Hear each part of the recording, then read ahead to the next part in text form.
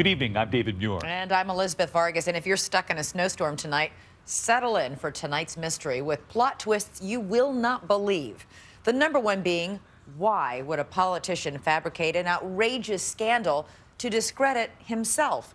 A scandal to cover up his real-life secret. It all began a full year ago this month, but tonight the puzzle pieces finally coming together right here.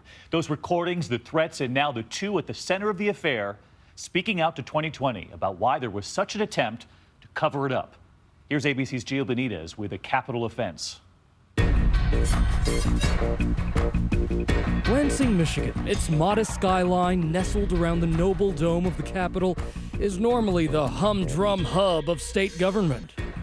Typical Midwest town with typical Midwest politics. You solemnly swear to uphold. But that all changed last January when two ambitious newcomers come to town. Freshman Representatives Cindy Gamrat I ran for office because I believe in freedom. and Todd Courser.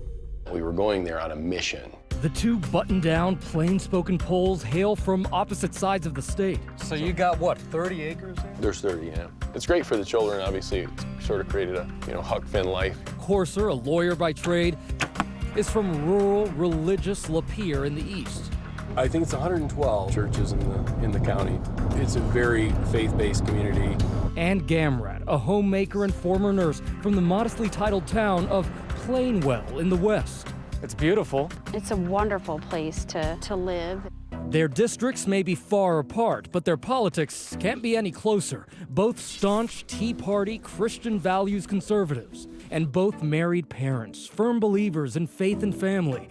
Interesting, considering what's about to happen.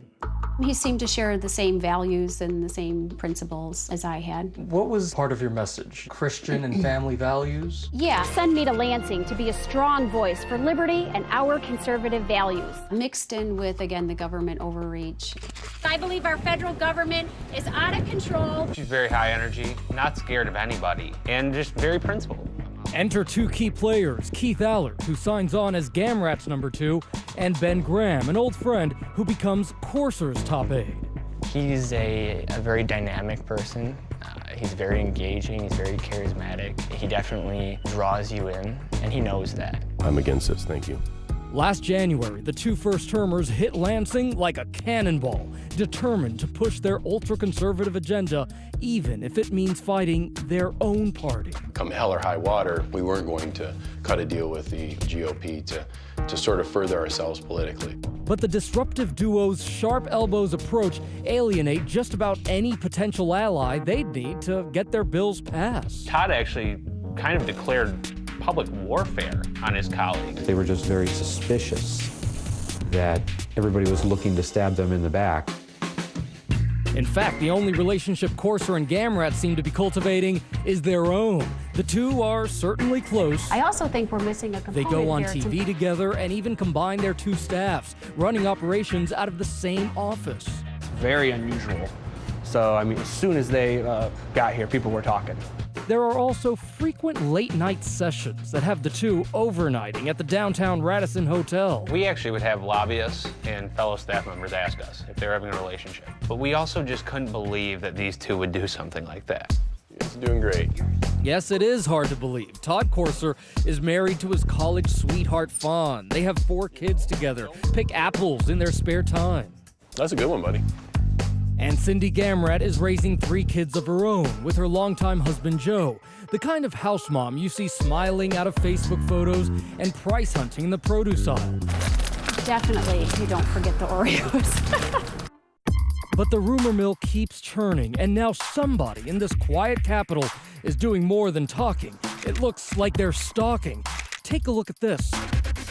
An uncredited photo of Courser giving Gamrat a foot rub in broad daylight while parked at a Lansing strip mall.